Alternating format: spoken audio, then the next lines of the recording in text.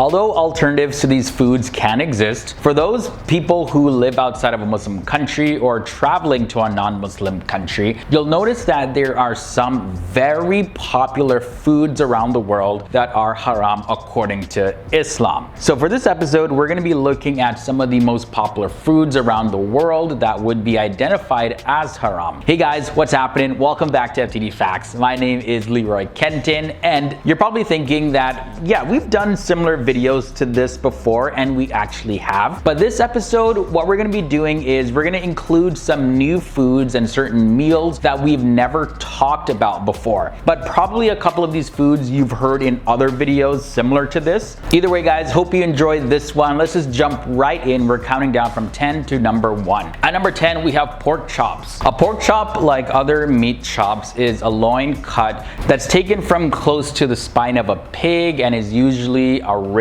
or a part of the vertebrae. Pork chops are unprocessed and they're pretty much leaner than other cuts of pork, and chops are commonly served as an individual portion. And we know that this is haram because Muslims don't eat pork.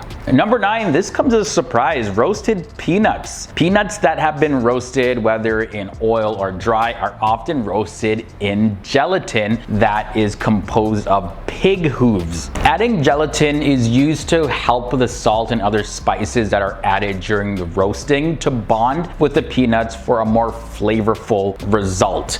They taste really good, by the way, but yeah, be careful if you are traveling to a non-Muslim country or you live outside of a non-Muslim country and you're looking for halal foods. Roasted peanuts may be haram. Just make sure that you read the ingredients before you try to eat some roasted peanuts. Number 8 brings us to cake mix. Now, who doesn't love a good cake? But you see, beef or pork fat are common ingredients in dry box cake mixes, and these are fats often listed on the ingredients list as lard. So to avoid this, they often recommend that you just gotta make cakes at home, or if you're Muslim, check to see if the lard is actually from a pig or if it's from another animal. But again, if it is pig lard, then it is haram. Tortilla wraps, another very surprising one. So most restaurants and homemade versions of tortillas, they're often made with lard again, and store-bought varieties of this don't usually contain lard, but it's still worth taking a look at the ingredients list just to make sure. Another delicious dessert, very popular in my home country, Jamaica, this is rum cake. Now, a rum cake is literally exactly what it sounds like. It's a type of dessert cake which contains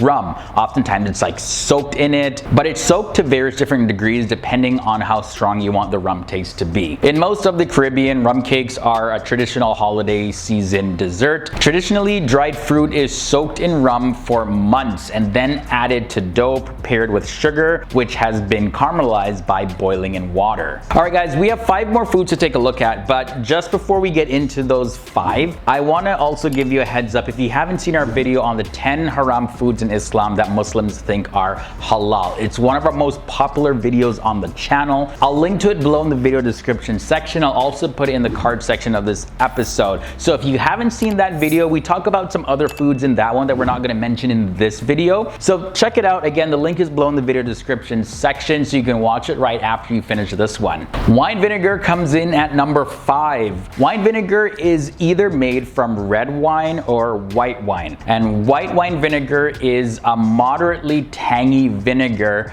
that French cooks often use to make hollandaise sauces, vinaigrettes, soups, and things like that. And on the other hand, red wine vinegar is widely used in cooking but may have other applications as well. Most often, this is used in salad dressings and other types of marinades. But usually though, the levels of remaining alcohol in red wine vinegar come to no more than 2%. Number 4 leads us to blood sausages, and this goes by many different names like black pudding as well as kazanka. But blood sausage is a delicacy that is enjoyed by food lovers all around the world. It is made the same way as any other sausage, but instead of just containing meat and other spices, it also contains blood. And it usually includes some kind of filler to soak up the blood as well, just so that it doesn't all leak out while you're cooking it. The extra moisture and the flavor from the blood does give the sausage a very distinct taste,